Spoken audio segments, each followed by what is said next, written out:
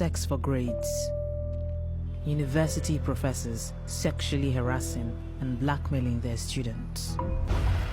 It's as if almost everybody in Nigeria and Ghana knows somebody who's been sexually harassed by a lecturer. Nobody wants to listen. Nobody wants to believe victim. It is crazy. I know a lot of people that have been abused and nobody is trying to do anything. For the past year, I've been working with BBC Africa Eye to build a team of female investigators.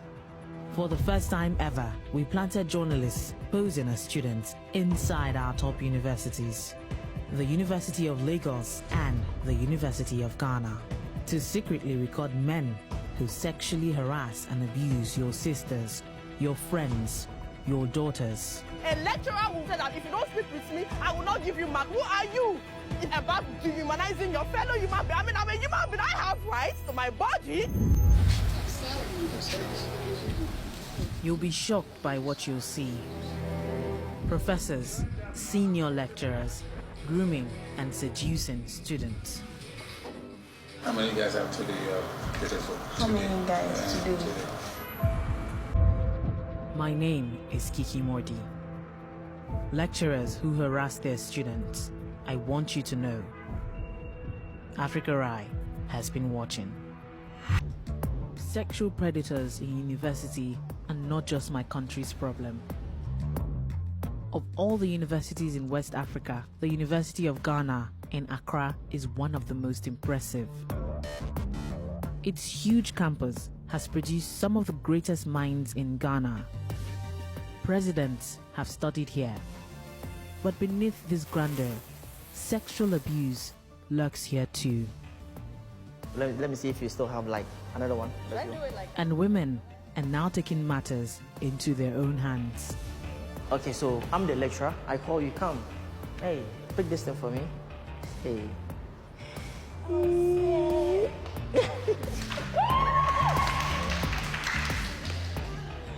Harassment here is said to be so bad. An NGO run by former students offers free self-defense classes, role-playing attacks by lecturers and other predators. Okay. How severe would you say this is? Very severe. Very severe. I would say severe because when you have somebody in a place of power or somebody who can help you in a certain way, I think that it's very difficult for you to reject, a person like that. And if your degree is on the line, I do think that you would do anything for that. Which one is this guy? Please remind me. Very good. Look. We're not going to keep quiet anymore because that's what perpetrators actually bank on. They rely on your silence. Yeah. Africa Eye sent a team to investigate sexual harassment inside the University of Ghana, finding evidence some lecturers pressure their students for sex.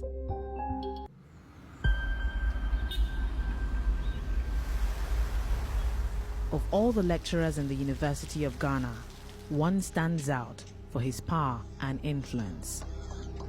Political scientist and outspoken commentator, Prof.Ranford Gyampo. He enjoys a great reputation as a teacher among his students. But he's also been at the center of allegations of sexual harassment. We sent an undercover journalist known as Abigail to meet him. Posing as a University of Ghana student from a poor background, she attended one of Gyampo's classes. He agreed to become her mentor. She wrote him essays to review, visited his office 3 times, and he gave her good feedback on her academic work. So the German situation, academic freedom. So Google what we mean by academic freedom in the first place. Not everything felt normal. Professor Gyampo wanted her to wear high heels in his office. Why do high heels? And then, one Sunday afternoon, Abigail received a strange phone call from him. Hello. How are you? Fine, thank you. He began to tease her and accuse her of always being formal around him. Formal. want to talk about work, nothing else. It's sabudenche. Abigail tried her best not to upset Gyampo, who became increasingly personal and said he wanted to come over to her house. Who is not married and doesn't want a decent lady who is also caring? Who of them want? She reminded him she was a student and told him she wasn't interested in a relationship. So right now, that's why I'm not really interested. But Professor Gyampo ignored this. Oh, prepare your mind because I'll be coming very soon. Eventually, Abigail managed to persuade him to meet in a public place, a mall, instead of her home, later that evening. We knew we would have to be cautious. Long before Abigail met Professor Gyampo, we interviewed a number of his former students who alleged they had been sexually harassed by him. One of them, who we shall call Na, agreed to anonymously speak to us on camera. So, yeah, you need to build that and call them into squares. You can call the Na told us she was sexually harassed twice by Gyampo. She alleges the second incident took place when she went to confront him about the first harassment. I felt it was my responsibility to let him know that what he did wasn't okay with me. So I went to him. He apologized and he tried to console me, and in consoling me, he attempted touching me. I was dumbfounded. I just couldn't believe that a moment ago he was apologizing and the next moment he was on top of me trying to touch my breast, hold me, that kind of things. She says her encounters with the professor and a past history of other abuse have left her traumatized. It's difficult, and till today I can't sleep with my lights off. I get panic sometimes at night. It's not something you get over, especially when the person is protected and you never get justice for what happens to you.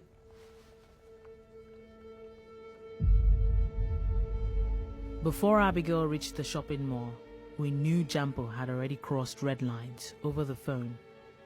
But we wanted to be sure of his intentions towards his mentee, our reporter. Abigail showed me footage of their encounter. As soon as Gyampo arrived, he insisted on buying her shoes as she had reluctantly agreed to on the phone. I want to buy something. I told you right into so let me buy one for school, one for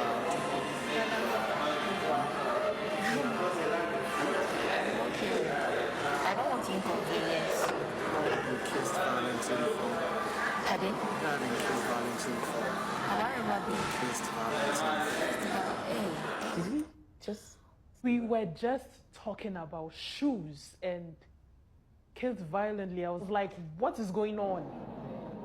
After that comment, Abigail felt it was better to just go and buy the shoes. Once in the shoe shop, Gyampo bought her heels. Stop pushing yourself away. I'm going to be my wife. Pardon? I'm going to be my wife. Stop pushing yourself away. I had literally seen him 4 times, and all of a sudden, marriage. Back in the restaurant, Abigail asked about internships, but Gyampo had something else in mind. Just going to wait till it's like grow a bit fat for me. I feel make a money, I can fit to my own club. Come on, me out.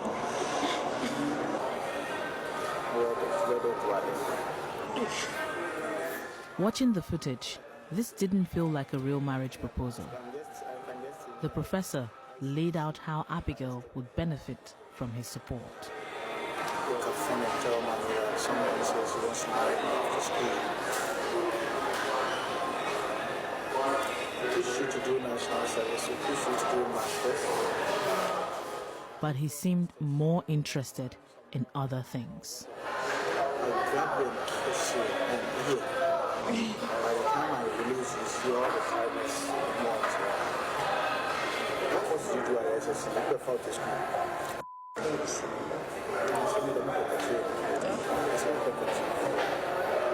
It's not true.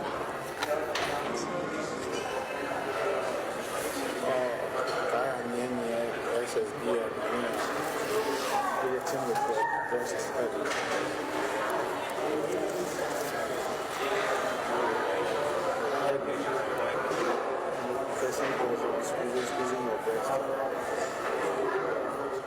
Abigail was then pushed to have a relationship with him.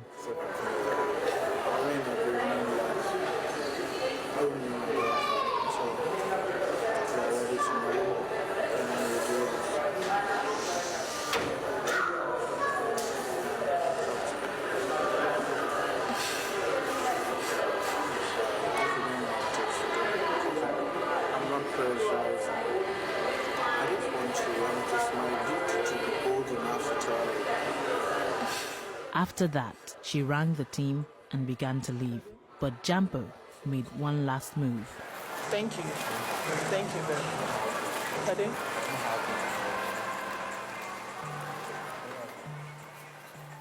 Abigail did not hug him.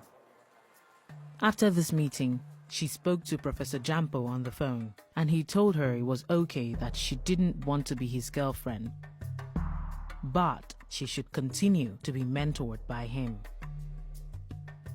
Professor Gyampo vehemently denies sexually harassing Abigail or any of his students, telling us he treats them with respect, care, and genuine affection and has never been involved in sex for grades. He says several students have made false accusations against him in the past, all of whom he claims were discredited after he confronted them. He says the university has never investigated him for sexual harassment.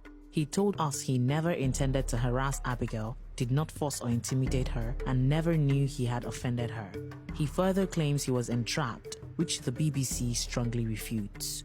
Telling Abigail he could help her to gain funding for further studies is something he had done for others, he says, and he had no influence over her academic progress. He says he routinely commends students on their dress and shoes and refers to all his office assistants as wedded wives, saying calling Abigail his wedded wife was a joke.